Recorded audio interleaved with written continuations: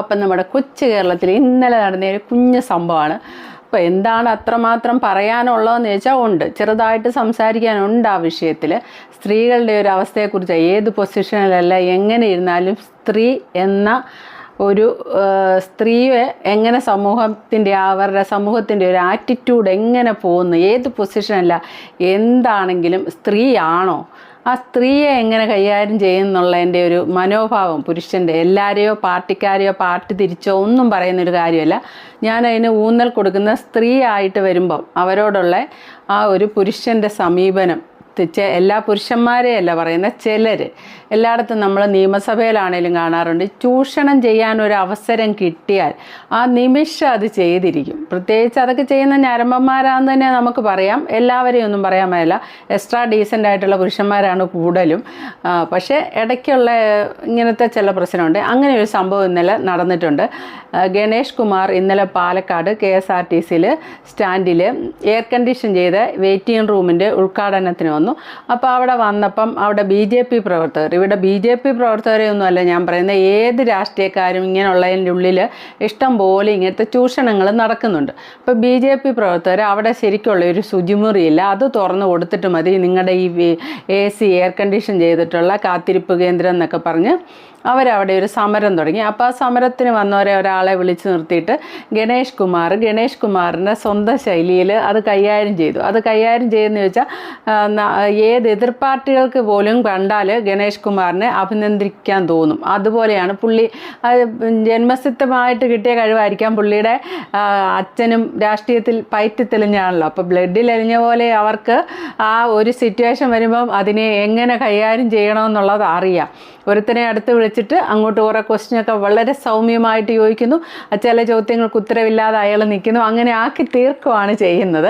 പക്ഷേ ഇന്നലെ എന്താണേലും BJPയുടെ പ്രതിഷേധം ശക്തമായിട്ടുണ്ടായിരുന്നു. അപ്പം ഗണേഷ് കുമാർ ആ ഭാഗം എങ്ങനെ കൈകാര്യം ചെയ്തെന്ന് നമുക്കൊന്ന് കാണാം.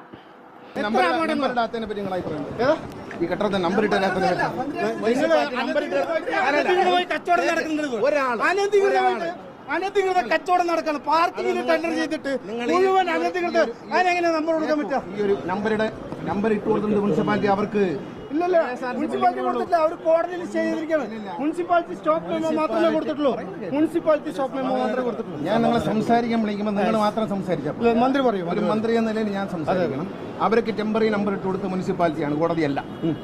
ഈ കെട്ടിടത്തിന് നമ്പർ ഇട്ടാത്ത മുനിസിപ്പാലിറ്റിയാണ്. നിങ്ങൾ ചെയർമാനോട് ഞാൻ ചോദിച്ചു, വയലേഷനും ഇല്ല, ഇവരവിടെ ഇരിക്കുന്നുള്ള കാരണം പറഞ്ഞാണ് തരാത്തതെന്ന് മുനിസിപ്പൽ ചെയർമാൻ എന്നോട് പറഞ്ഞു. മുനിസിപ്പൽ ചെയർമാനെ വിളിക്കുമ്പോൾ എന്നോട് മുനിസിപ്പൽ ചെയർമാൻ പറഞ്ഞു ഇവരെ മാറ്റാതെ നമ്പർ ഇട്ട് തരില്ല എന്ന്. ബഹുമാനപ്പെട്ട ഹൈക്കോടതി ഞങ്ങൾ അറിയിച്ചിട്ടുണ്ട്, ഇവരെ ഒഴിഞ്ഞു കൊടുക്കാതെ മുനിസിപ്പാലിറ്റി നമ്പർ തരില്ല എന്ന് പറഞ്ഞിട്ടുണ്ട് എന്ന് കോടതി അറിയിച്ചിട്ടുണ്ട്. കോടതി ഇവരോട് ഒഴിഞ്ഞു പോകാൻ പറഞ്ഞ അമ്മര് കാശ് വാങ്ങിക്കുന്നില്ല. മറുപടി ഞാൻ ചോദിട്ടെ, ഇവിടുത്തെ MP ആണ്, അതെ, പല രാഷ്ട്രീയ പാർട്ടിക്കാരും. നിങ്ങൾ എനിക്ക് ഇതുമായി ബന്ധപ്പെട്ട നിവേദനം തന്നിട്ടുണ്ടോ? ഇല്ലല്ലോ. നമ്മൾ എത്ര പ്രതിഷേധിച്ചിട്ടുണ്ട് സാർ. 5 വർഷമായിട്ട് സാർ ഈ ബസ്സിന്റെ അവസ്ഥ അറിയില്ല. 5 വർഷമായി ഇവിടെ ഒരു അത്യാവശ്യം സംഭവിച്ചാൽ സാധാരണക്കാർക്ക് ഓടി രക്ഷപ്പെടാൻ പറ്റില്ല.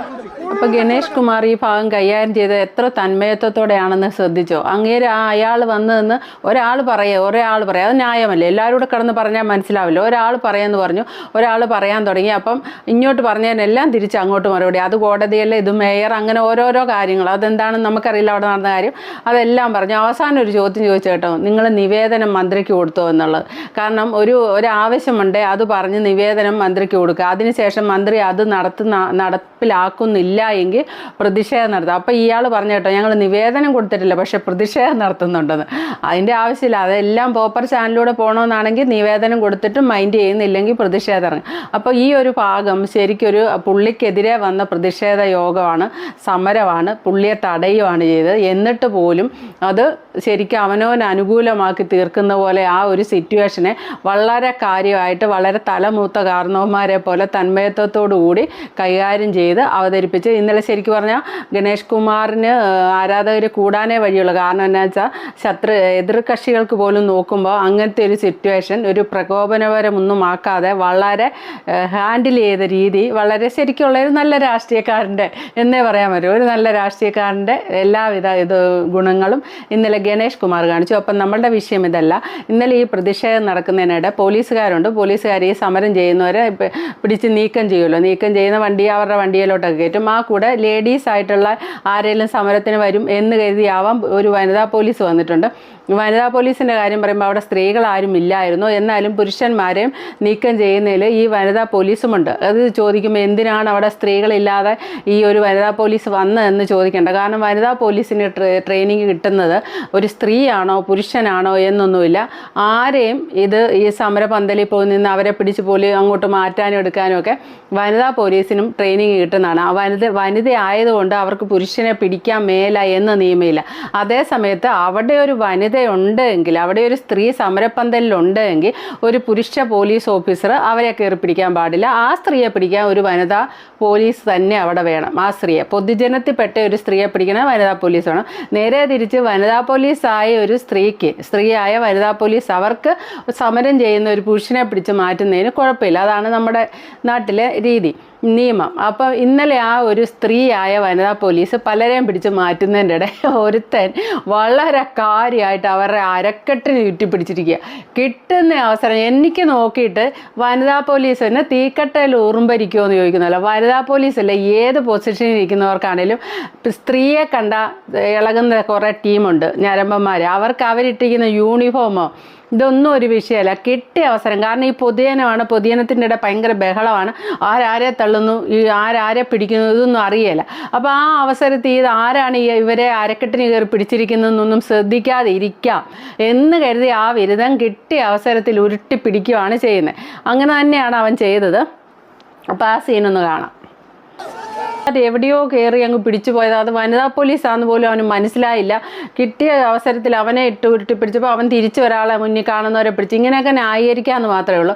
അതൊന്നും അത്ര ന്യായീകരണമല്ല. എനിക്ക് കണ്ടിട്ട് തോന്നി അറിഞ്ഞുകൊണ്ട് തന്നെ ഇങ്ങനത്തെ ബിരുദന്മാരുണ്ട് സമരപന്തലിലും എല്ലായിടത്തും. ഒരു ഉദ്ഘാടനത്തിനൊക്കെ ഇപ്പോൾ ഒരു നടിമാരെ എവിടെ ആരെ കിട്ടിയാലും തോണ്ടുന്നവന്മാരൊക്കെ ഉണ്ട്. അത് ആ ഒരു മനോരകം ബസ്സെ കയറിയിട്ട് തോണ്ടുക, സിനിമാ തിയേറ്ററിൽ കയറിയിട്ട് തോണ്ടുക, അല്ലെങ്കിൽ ഇങ്ങനെ നടന്നു പോകുന്നതിൻ്റെ ഇടയിൽ പോകുന്ന വഴിക്ക് അറിയാതെ ഒന്ന് മുട്ടുക. അത് ആ ഒരു അതിൻ്റെ അകത്തൊരു സന്തോഷം കണ്ടെത്തുന്നവരുണ്ട്. അതിപ്പോൾ ഈ ഏത് സെക്ഷനിൽ ചെന്നാലും ഉണ്ടെന്ന് പറഞ്ഞാൽ ഇപ്പോൾ ഈ ഒരു പ്രതിഷേധത്തിനടുത്തും ഇത് പറയുമ്പം BJP-ക്കാരെയാണ് പറഞ്ഞതെന്ന് വിചാരിക്കേണ്ട. ഏത് പാർട്ടിക്കാരും ഏതൊന്നും XOR അങ്ങനെ പാർട്ടി നോക്കി പറയുന്നതല്ല, എല്ലായിടത്തും ഉണ്ട്. എല്ലാ സമരപന്തലിലും എങ്ങനെയാണെങ്കിലും ഇതൊരു സ്ത്രീയെ ഒരു ഉപകരണമായിട്ട് കാണുന്ന ഒരു രീതിയുള്ള ആൾക്കാരുണ്ട് നമ്മുടെ ഇടയിൽ. അവരത് ഇപ്പോൾ എവിടെ വെച്ചാണെന്നോ ഇത് ഏത് സ്ഥലമെന്നോ ഏത് സന്ദർഭമെന്നോ അവരുടെ പൊസിഷൻ എന്താണെന്നോ ഇതൊന്നും അവർക്ക് നോട്ടമില്ല. ഞരമ്പന്മാർക്ക് അവരത് യൂസ് ചെയ്യും. ഇവിടെ അത് അങ്ങനെ തന്നെയാണ് യൂസ് ചെയ്തത്. ശരിക്കും പറഞ്ഞാൽ ആ സ്ത്രീ അവരൊരു വനിതാ പോലീസ് ആയതുകൊണ്ടാണ് അവർ അങ്ങനെ നിന്ന് ഒരു സമാധാനത്തോടെ നിന്ന് കൈകാര്യം ചെയ്തത്. കാരണം ഒരു സ്ത്രീയാണെ ഉരുട്ടിപ്പിടിക്കുമ്പോൾ തിരിച്ചു പിടിച്ച് ഒറ്റ എണ്ണം കൊടുക്കുക, അവൻ്റെ ചെവുക്കല്ലടിച്ച് തീർക്കാമെന്ന് പറഞ്ഞോടെ തീർക്കുക. അവർ തിരിഞ്ഞു നിന്നു, എന്നിട്ട് അവനെ ചുരുട്ടിക്കൂട്ടി വണ്ടിയിലോട്ട് ഇടുകയാണ് ചെയ്തത്. വണ്ടിയിലോട്ട് കൊണ്ടുപോയി ഇടുകയാണ് ചെയ്യുന്നത്. അവിടെ അവർക്ക് അടിക്കാനും പറ്റത്തില്ല. അവരവിടെ അങ്ങനെ തിരിച്ചടിച്ചാൽ ശാന്തമായിട്ട് പ്രതിഷേധിക്കാൻ വന്ന അല്ലെ അക്രമമൊന്നും ചെയ്യാതെ ഇരുന്ന പ്രതിഷേധിക്കാൻ വന്ന പ്രവർത്തകരെ പോലീസുകാർ ഒരു പ്രകോപനവും കൂടാതെ കയറി അടിച്ചു എന്നും പറഞ്ഞായിരിക്കാം പിന്നെ പ്രശ്നം. അല്ലാതെ ഇവരെ കയറി പിടിച്ചു എന്നൊന്നും പറഞ്ഞാൽ ആ സമയത്ത് അവിടെ വിലപ്പോവില്ല.